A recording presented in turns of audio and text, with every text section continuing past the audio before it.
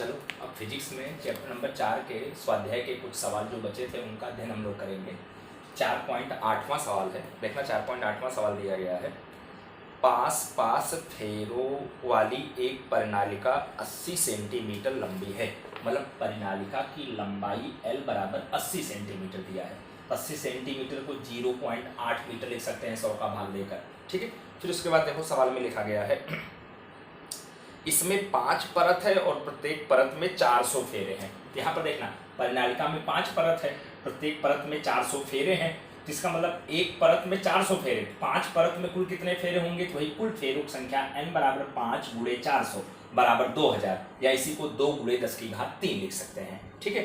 फिर उसके बाद देखो आगे दिया गया सवाल में परिनालिका का व्यास 1.8 सेंटीमीटर, तो परिनालिका का व्यास 1.8 सेंटीमीटर है और इसमें 8 एम्पीयर की विद्युत धारा प्रवाहित हो रही है, तो उसके केंद्र के भीतर चुंबकीय क्षेत्र का परिमाण कितना होगा। इसका मतलब इसके अंदर प्रवाहित विद्युत धारा I बराबर 8 एम्पीयर है और उसके परिनालिका के अंदर उत्पन्न चुंबकीय क्षेत्र कितना होगा। हम लोग सूत्र सिद्ध किए थे परिनालिका के द्वारा उत्पन्न चुंबकीय क्षेत्र B बराबर μ0 NI, जहाँ पर n क्या स्मॉल n क्या है, प्रति एकांक लंबाई में फेरों की संख्या। स्मॉल n बराबर आपका होता है, ध्यान देना स्मॉल n यहाँ ब्रैकेट में लिख दे रहा हूँ, स्मॉल n बराबर होता है कैपिटल N बटे परिनालिका की लंबाई L, तो वही स्मॉल n के स्थान पर कैपिटल N बटे L लिखा हूँ, तो B बराबर μ0 n कैपिटल NI बटे L। अब यहाँ सब मान रख देंगे। μ0 का मान होता है 4 पाई गुणे 10 की घात -7, तो 4 गुणे पाई का मान 3.14 गुणे 10 की घात -7, गुणे n का मान देखो 2 गुणे 10 की घात 3 और गुणे I का मान 8 और बटे L का मान 0.8। जब कैलसी से इसको हल करेंगे तो 251.2 गुणे 10 की घात कितना हो जाएगा, -4 आ जाएगा, या 2.512 गुणे 10 की घात -2, या दशमलव के एक अंक तक जब आप लिखें तो 2.5 गुणे 10 की घात -2 टेस्ला, ठीक है। तो ये चुंबकीय क्षेत्र का मान आ गया। अगर चुंबकीय क्षेत्र जो परिनालिका के द्वारा उत्पन्न चुंबकीय क्षेत्र कहाँ होता है, जो परिनालिका का अक्ष होता है उसी के अनुदिश होता है, ठीक है।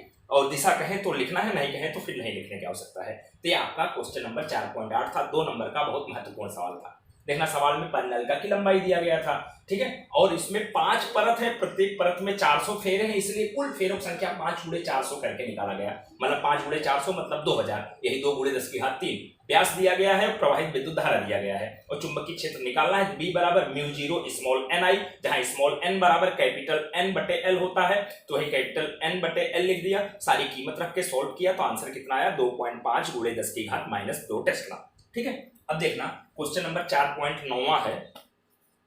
देखो दिया गया है एक वर्गाकार कुंडली जिसकी प्रत्येक भुजा की लंबाई 10 सेंटीमीटर है, तो वही वर्गाकार कुंडली की भुजा कितना 10 सेंटीमीटर या 0.1 मीटर। तो वर्गाकार कुंडली का क्षेत्रफल निकाले, तो क्षेत्रफल मतलब भुजा का वर्ग 0.1 का वर्ग, तो 0.01 मीटर स्क्वायर या 10 की घात -2 मीटर स्क्वायर, ठीक है।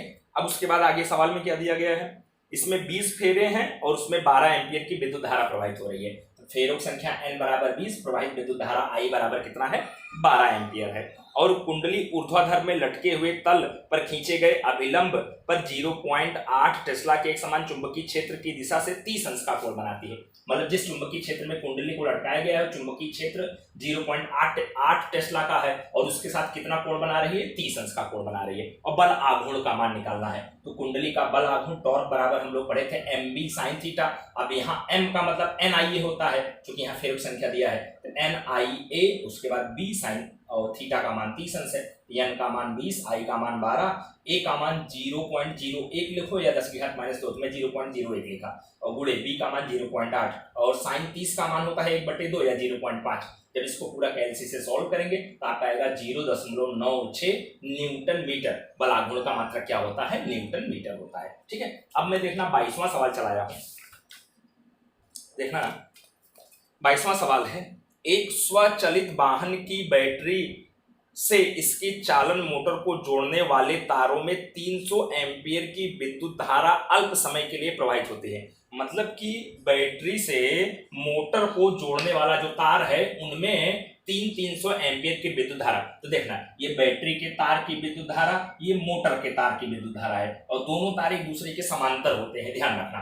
और जितनी धारा इसमें जाएगी उतनी धारा इधर लौट कर आएगी, कहने का मतलब दोनों धाराएं विपरीत दिशा में होंगी, विशेष तौर पर ध्यान रखना। बैटरी और मोटर में दोनों तार एक दूसरे के समांतर होते हैं। जितने मान की धारा बैटरी से जाती है उतने ही मान की धारा मोटर के अंदर आएगी, लेकिन जिस दिशा में जा रही है उसके विपरीत दिशा में आएगी लौटकर। इसलिए I1 की दिशा ऊपर है तो I2 की दिशा यहाँ पर नीचे है। तो वही I1 I2 दोनों में 300 एम्पियर हो रहा है, तो 300 एम्पियर या 3 × 10 की घात 2 एम्पियर। और जो तार की लंबाई देखो दिया गया है, अच्छा तारों के प्रति एकांक लंबाई का बल हमको ज्ञात करना है, जबकि तार की लंबाई L बराबर 70 सेंटीमीटर है, 0.7 मीटर पर लिख सकते हैं, और तारों के बीच की दूरी 1.5 सेंटीमीटर या 1.5 × 10 की घात -2 मीटर लिख सकते हैं। ठीक है।